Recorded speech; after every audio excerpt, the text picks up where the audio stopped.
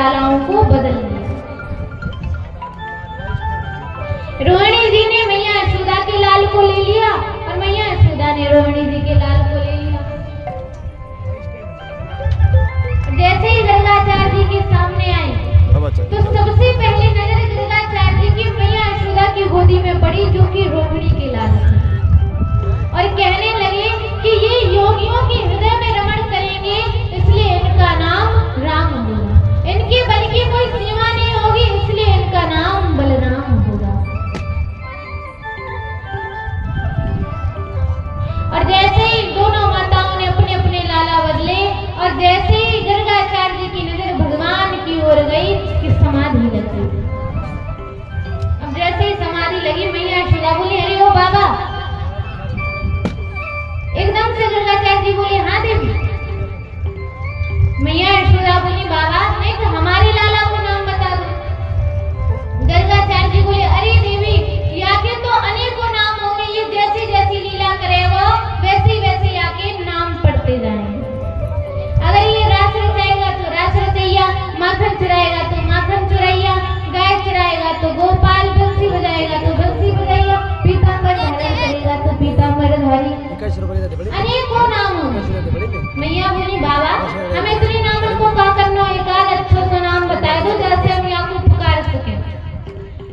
गर्गाचार्य जी बोले, देखो देवी तुम्हारा लाला हर जन्म में हर एक वर्ण को स्वीकार करता है, इस बार इसने कृष्ण वर्ण को स्वीकार किया है, इसलिए इसका नाम होगा कृष्ण। मैया यशोदा बोली, बाबा अनेक अर्थ और बता दो। गर्गाचार्य जी बोले, कर्षति कृष्ण, जो भक्तों को अपनी ओर आकर्षित कर ले वही कृष्ण है। याद जिसका नाम लेने में जीवा भी टेढ़ी हो जाए, जीवा भी चक्कर काट जाए, वही कृष्ण है। इस प्रकार से गर्गाचार्य जी ने नामकरण संस्कार किया। नंद बाबा ने खूब दान दिया और देकर के विदा कर दिया।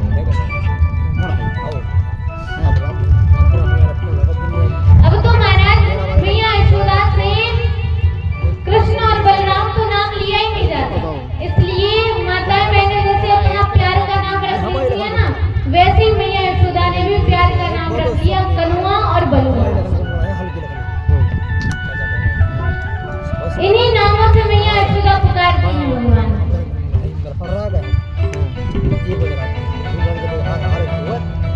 भगवान बड़े प्रेम से निवास करते हैं, लेकिन जब से भगवान का ब्रजमंडल में जन्म हुआ है महाराज, तब से नंद रानी यशोदा के महल पर भीड़ ही लगी रहती है।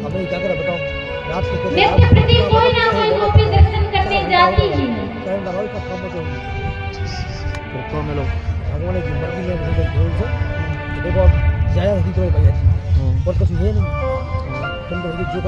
आज नंद रानी यशोदा के महल में भगवान लेटे हुए थे कि तभी कंस की प्रेरणा के द्वारा एक तृणावर्त नाम का दैत्य आया, बवंडर का रूप बना करके आया और सारे ब्रज को धूल से धूसरांकित कर दिया।